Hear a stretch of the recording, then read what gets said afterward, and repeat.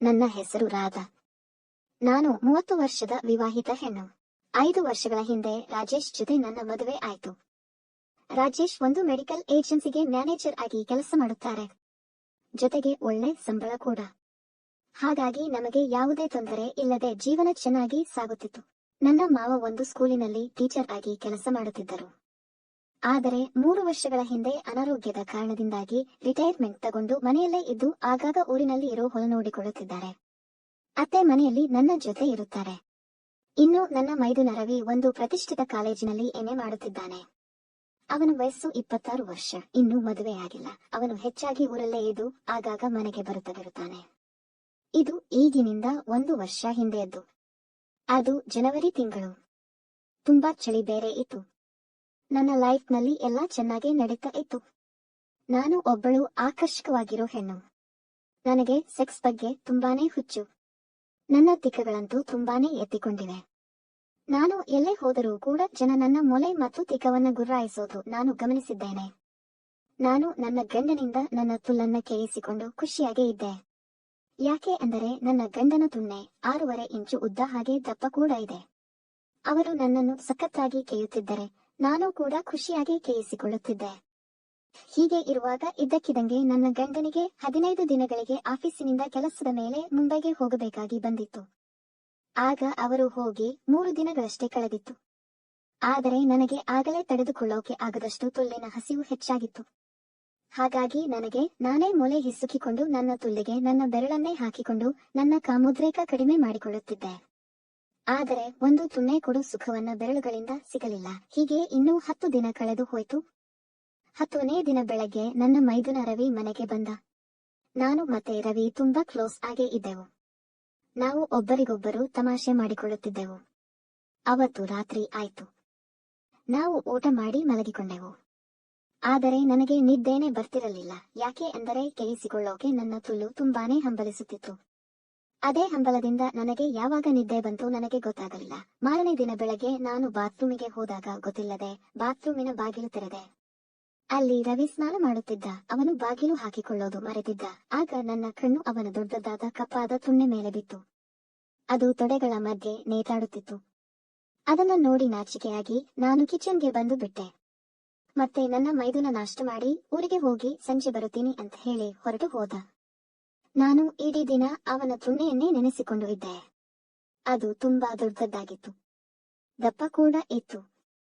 ನಾನು ತುಂಬಾ ದಿನದಿಂದ ಕೇಳಿಸಿಕೊಂಡಿರಲಿಲ್ಲ ಬೇರೆ. ಸಂಜೆ ರವಿ ಮನೆಗೆ ಬಂದ.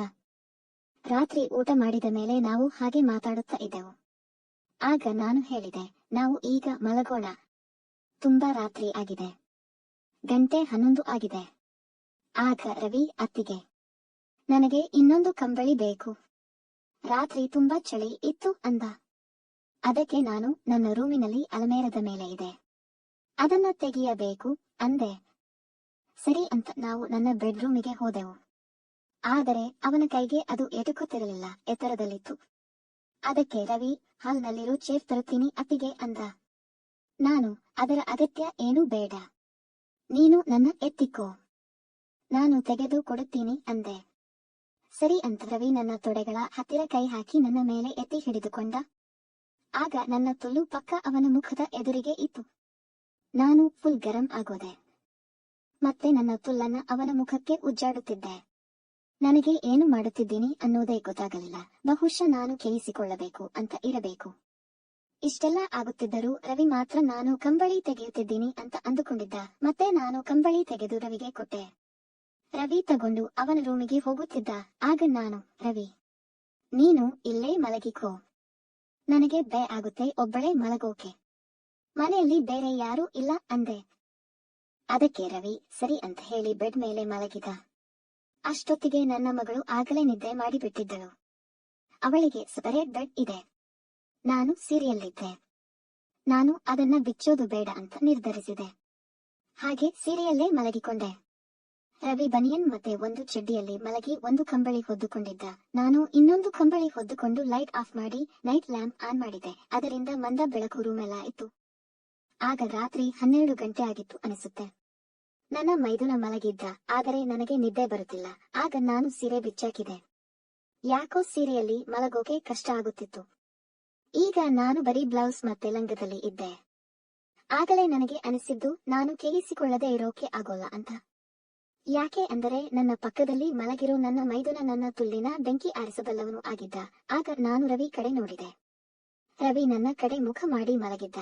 ಆಗ ನಾನು ಕಂಬಳಿ ತೆಗೆದುಹಾಕಿ ನನ್ನ ಲಂಗವನ್ನು ನನ್ನ ತೊದೆವರೆಗೂ ಮೇಲೆ ಸರಿಸಿ ನನ್ನ ತಿಗ ಹಿಂದೆ ಮಾಡಿ ರವಿ ತುಣ್ಣೆಗೆ ಹತ್ತಿರ ತಗೊಂಡು ಹೋದೆ.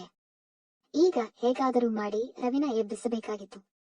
ಆಗ ನಾನು ರವಿ ಹೊದ್ದಿದ್ದ ಕಂಬಳಿಯನ್ನ ಎಳೆದು ಕೆಳಗೆ ಬಿಸಾಡಿ ನಾನು ಮಲಗಿರೋ ಹಾಗೆ ನಾಟಕ ಮಾಡಿದೆ. ಆಗ ನನ್ನ ಹಿಂದೆ ಏನೋ ಅಲುಗಾಟ ಅನಿಸಿತು.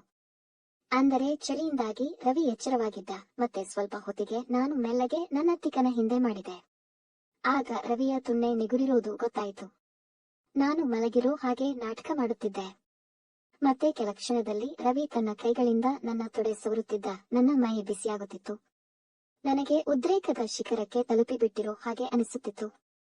ಮನಸ್ಸಲ್ಲಿ ರವಿನ ನನ್ನ ಬಾಹುಬಂಧನದಲ್ಲಿ ಹಿಡಿದುಕೊಳ್ಳಬೇಕು ಅಂತ ಅನಿಸುತ್ತಿತ್ತು. ಆದರೆ ಅಷ್ಟೊತ್ತಿಗೆ ರವಿಯ ಒಂದು ಕೈ ನನ್ನ ಹೊಟ್ಟೆ ಮೇಲೆ ಇಟ್ಟು ಮೆಲ್ಲಗೆ ಸವರುತ್ತಾ ನನ್ನನ್ನು ಸೀದಾ ಮಲಗಿಸುತ್ತಿದ್ದ. ನಾನು ನಿದ್ದೆಯಲ್ಲಿರುವಂತೆ ಹಾಗೆ ತಿರುಗಿ ಸೀದಾ ಮಲಗಿದೆ. ಮತ್ತೆ ರವಿ ಎದ್ದು ನನ್ನ ಬ್ಲೌಸ್ ಹುಕ್ಸ್ ತೆಗೆದ. ನಾನು ಒಳಗೆ ಬೇಕು ಅಂತಲೇ ಬ್ರಾ ಹಾಕಿರಲಿಲ್ಲ. ಈಗ ಆಚೆ ಬಂದ ನನ್ನ ಮೊಲೆಗಳ ಜೊತೆ ಆಟವಾಡೋಕೆ ಶುರು ಮಾಡಿದ.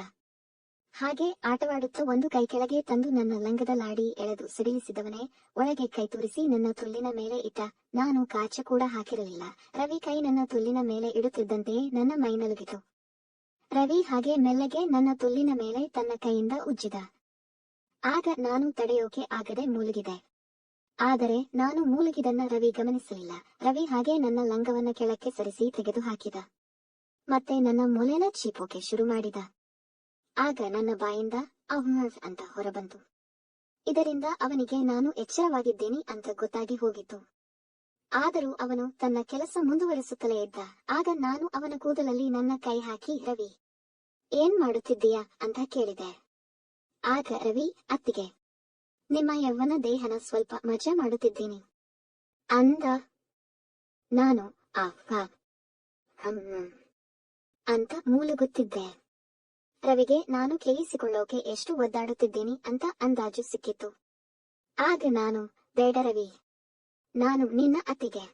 ಓ, ಅದಕ್ಕೆ ರವಿ ಅತ್ತಿಗೆ ಇದು ನನ್ನ ತುಣ್ಣೆಯ ಬೆಂಕಿ, ಆರಿಸಿಕೊಳ್ಳೋದಕ್ಕೆ ಬಿಡಿ ಅಂತ ಹೇಳುತ್ತಾ ಕೆಳಗೆ ಹೋಗಿ ನನ್ನ ತುಲ್ಲಿಗೆ ನಾಲಿಗೆ ತೂರಿಸಿ ನೆಕ್ಕೋಕೆ ಶುರು ಮಾಡಿದ. ಈಗ ನಾನು ಅವನಿಗೆ ಪೂರ್ಣ ಸಹಕಾರ ನೀಡುತ್ತಿದ್ದೆ. ನನ್ನ ತಿಕ್ಕ ಮೇಲೆ ಎತ್ತಿ ಅವನ ಬಾಯಿಗೆ ತುಲ್ಲನ್ನ ಅಗಲಿಸಿ ಕೊಡುತ್ತಿದ್ದೆ. ಹಾಗೆ ಅವನ ತಲೆ ಹಿಡಿದು ನನ್ನ ತುಲ್ಲಿಗೆ ಹಾಕಿ ಅದುಮಿಕೊಂಡೆ. ನನ್ನ ಉಸಿರು ಜೋರಾಗಿ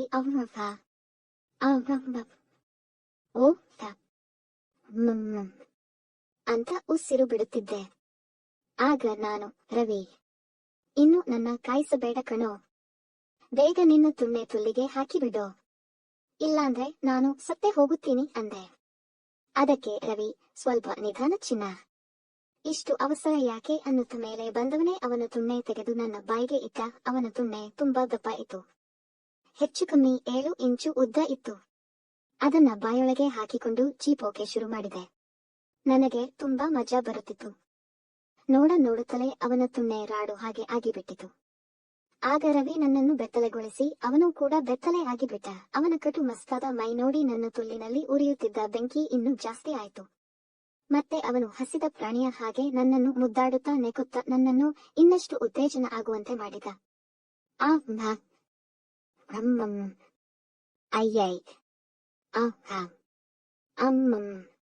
ಅವನ ಆಟ ಅನುಭವಿಸುತ್ತಾ ನನಗೆ ತಿಳಿಯಿತು, ಇವನು ಇದಕ್ಕಿಂತ ಮುಂಚೆ ಯಾರನ್ನೋ ಕೆದ್ದಿದ್ದಾನೆ ಅಂತ.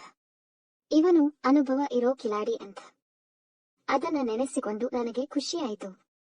ಯಾಕೆ ಅಂದರೆ ಇವನಿಂದ ಇವತ್ತು ಸಖತ್ತಾಗಿ ಕೇಳಿಸಿಕೊಳ್ಳಬಹುದು ಅಂತ.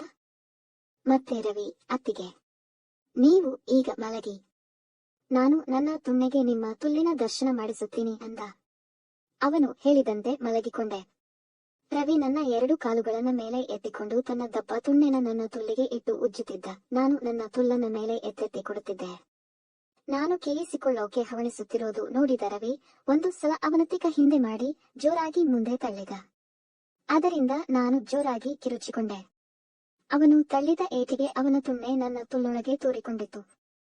ಅದರ ನೋವಿನಿಂದ ನಾನು ಚೀರಾಡಿದೆ.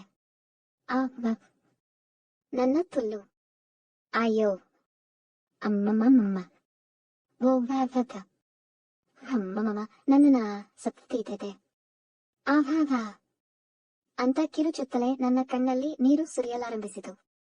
ನನ್ನ ನೋವು ನೋಡಿದ ನನ್ನ ಮೈದುನ ಹಾಗೆ ಸ್ವಲ್ಪ ಹೊತ್ತು ಸುಮ್ಮನೆ ಇದ್ದ. ಆಗ ನನ್ನ ನೋಡು ಕಡಿಮೆಯಾಗುತ್ತಾ ಹೋಯಿತು. ನಾನು ಸಮಾಧಾನದ ಉಸಿರು ತೆಗೆದುಕೊಳ್ಳುತ್ತಾ ಇದ್ದೆ.